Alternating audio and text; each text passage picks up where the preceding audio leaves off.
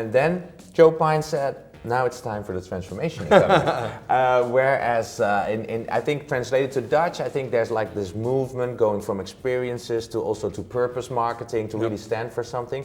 Is that it? Is that the development of the experience economy going into transformation thinking? Yes, yes. So transformations were always there. It's in chapter 9 of the original book because I'm always asking what's next. And so just asking that question about customization, what happens when you customize an experience, when you design an experience that's so appropriate for a particular person, then you can't help but turn into what we often call a life-transforming experience, an experience that changes us in some way.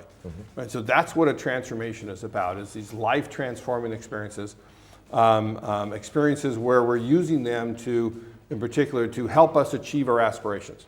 Right? Whether it's to go from flabby to fit at a fitness center, whether it's to go from sick to well at a hospital, whether it's to become a better golfer with a golf coach, you know, and so forth. One of the things that's happened over the last 15, 20 years is the explosion of the coaching business. Right? It used to be like just if you're in sports, right? But now if you're like trying to be a professional sports person, you have like 3, 4, 5 coaches for all different aspects of it. And as individuals, you may have an executive coach for your business, you may have a life coach for that, you may have a tennis coach for your spare time. It's just amazing, and because that's what coaching is, it's in the transformation business.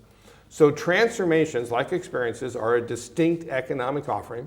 They're built on top of experiences, just as experiences are built on top of services, on top of goods, and made out of commodities, where you again, are using them as the raw material to guide people to change, to help them achieve their aspirations.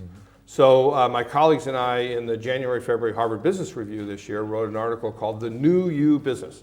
And I'll give you a little confession, right? We didn't come up with that, the editors did. You know, we were talking about originally competing on the transformation economy. They came back and I said, brilliant, right? I said, now I got to get the word phrase in there. So I worked out a sentence where we could get the new you business in there. But that's what it's about. It's about becoming a new you. And it really helps companies understand how you go about creating that new you that your customers desire.